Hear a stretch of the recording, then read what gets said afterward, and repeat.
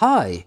So in this video my aim was to speak about Ambedkar, Gandhi and democracy in India, the legacy of their ideas, so to say. Now, I know that there are many discussions in India even today regarding like Ambedkar and Gandhi when it comes to the caste system and governance institutions. And to make a long story short, I personally favor more Ambedkar because I'm in favor of, let's say, constitutional patriotism. I'm in favor of different rights like civic rights, human rights, and central institutions like rule of law, like some kind of, let's say, government and public institutions.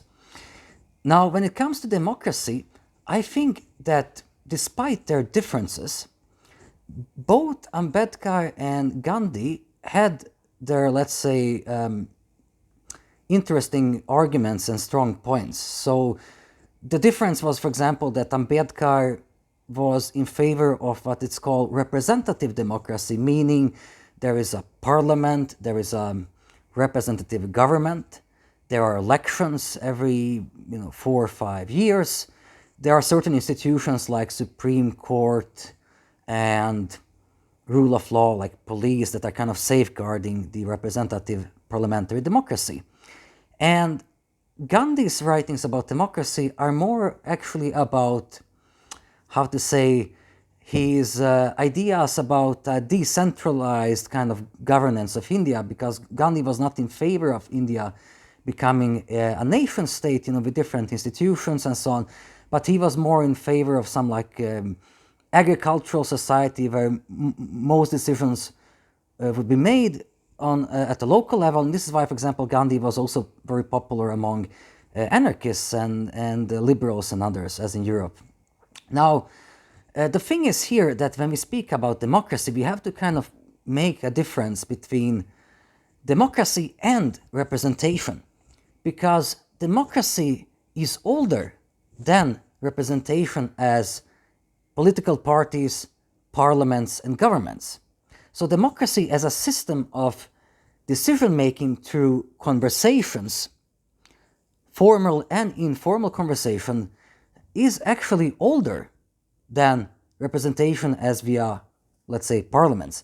So if you look, for example, on the Athenian democracy during antiquity, so basically that's kind of the original idea of democracy, is that there is no need like to have like some kind of a big parliament and elections, let's say every 4 or 5 years, but you have a constant process of decision making through conversation. So I usually say that one of the keywords for democracy is actually not representation but conversation.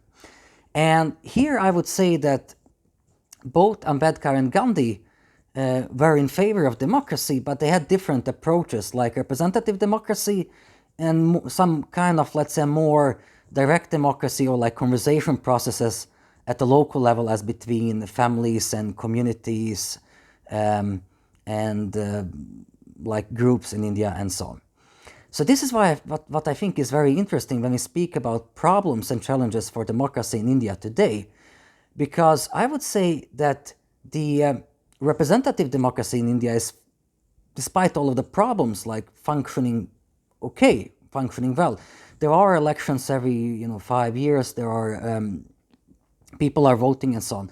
But I think there is a problem when it comes to conversations in the Indian society, like how people are discussing different problems and challenges in their everyday life, as at local levels or state levels.